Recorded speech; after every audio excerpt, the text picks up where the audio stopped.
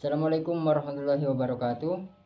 Perkenalkan, nama saya Amar Maruf Ahmad dari jurusan Pendidikan Agama Islam non reguler dengan NIM 80200220071. Yang pertama-tama, marilah kita panjatkan puja dan puji syukur kita kehadirat Allah Subhanahu wa taala yang mana telah memberi kita beribu kenikmatan iman dan kesehatan sehingga kita masih bisa menikmati ciptaan Tuhan saat ini.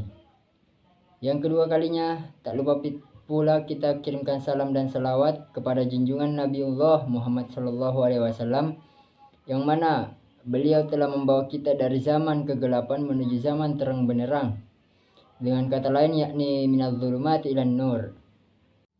Di video kali ini saya akan membahas mengenai kehadiran Islam mendamaikan bumi Nusantara.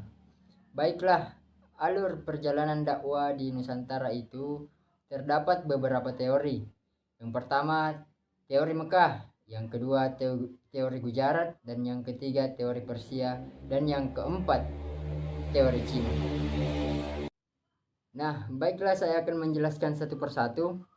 Yang pertama, teori Mekah. Menurut teori Mekah, proses masuknya Islam di Indonesia adalah langsung dari Arab, yang mana terjadi pada abad pertama Hijriah atau abad ke-7 Masehi, dengan para pedagang dari timur memiliki misi dagang dan sekaligus berdakwah, yang mana orang-orang Arab datang ini kebanyakan adalah keturunan Nabi Muhammad SAW yang menggunakan gelar Sayyid atau Syarif.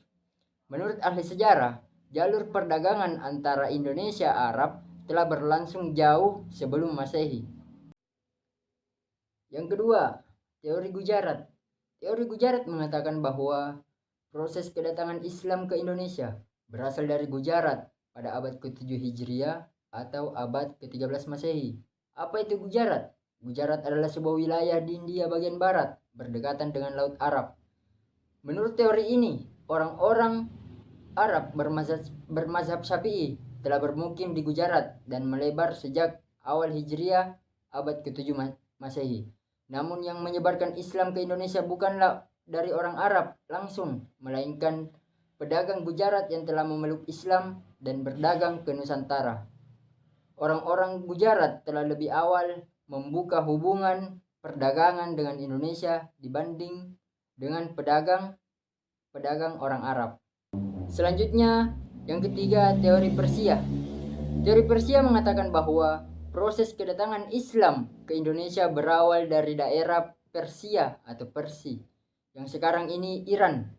Sebagai buktinya, ada kesamaan budaya dan tradisi yang berkembang antara masyarakat Persi dan Indonesia. Tradisi tersebut antara lain adalah tradisi merayakan 10 Muharram atau Asyura. Selanjutnya, teori Cina. Menurut teori Cina, proses kedatangan Islam ke Indonesia, khususnya di tanah Jawa, berasal dari pedagang Cina. Mereka telah berhubungan dengan penduduk Indonesia itu sejak masa Hindu-Buddha. Ajaran Islam sampai di Cina pada abad 7 Masehi, pada masa dinasti Tang, di daerah Quanzhou, Kanton Zhangzhou, dan pesisir Cina Selatan. Buktinya bahwa raja Islam pertama di Jawa yakni Raden Patah dari Bintoro Demak merupakan keturunan Cina. Ibunya disebut berasal dari Champa, Cina bagian selatan, sekarang termasuk Vietnam. Bukti lainnya adalah adanya masjid-masjid tua yang bernilai arsitektur Cina atau Tiongkok di berbagai tempat di Pulau Jawa.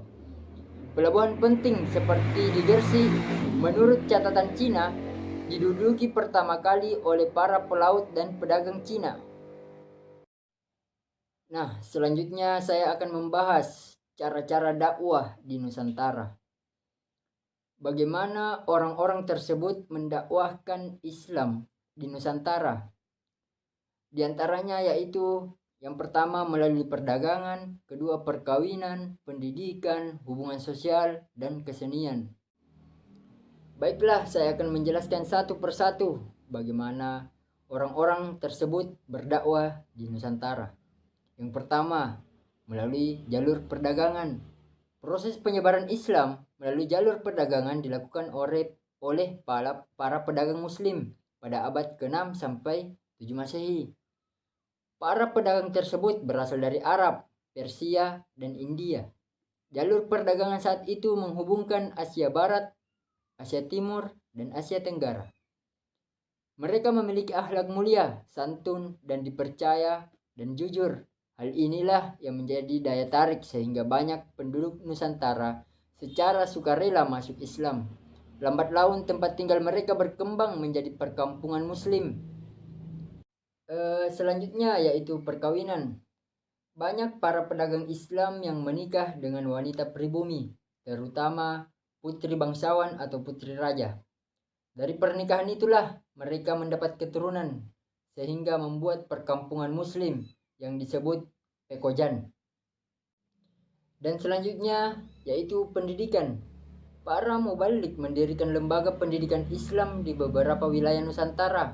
Nama lembaga-lembaga pendidikan Islam berada di setiap daerah. Misalnya di Aceh, namanya Meumasah. Di Sumatera Barat namanya Surau, dan di Jawa dikenal dengan pondok pesantren. Dan pendidikan utama yang diajarkan oleh beliau yaitu mengajarkan takwa dan saling tolong-menolong. Selanjutnya yaitu hubungan sosial. Para mubalik selalu menjalin hubungan sosial dengan masyarakat melalui kegiatan-kegiatan sosial. Dengan akhlak terpuji seperti santun, memiliki kebersihan jasmani dan rohani, memiliki kepandaian yang tinggi, serta dermawan, silaturahmi, bekerja sama, serta bergotong royong. Dengan tujuan menarik simpati agar orang-orang pribumi masuk Islam. Selanjutnya, cara dakwah yang terakhir yaitu kesenian. Cabang-cabang seni yang dikembangkan diantaranya adalah seni bangunan, pahat, ukir, tari, musik, dan seni sastra. Pada seni bangunan misalnya, masjid dan mimbar. Dan terakhir seninya yakni wayang kulit, yang mana orang tersebut ketika melihat pertunjukan wayang kulit itu gratis. Beliau hanya meminta penonton agar mengikuti mengucapkan 2 kalimat syahadat. Hal ini berarti para penonton telah masuk Islam. Selanjutnya, saya akan membahas kerajaan-kerajaan Islam di Nusantara. Yang pertama, Kerajaan Samudra Pasai. Yang kedua, Kerajaan Aceh, Kerajaan Demak, Kerajaan Pajang, Kerajaan Mataram, Kerajaan Banjar, Kerajaan Guatallo, Kerajaan Ternate, dan Kerajaan Tidore. Baiklah, itulah tadi materi mengenai bagaimana sih masuknya Islam di Nusantara atau Indonesia. Kurang dan lebihnya mohon dimaafkan. Cukup sekian dan terima kasih. Wabillahi taufiq wal hidayah.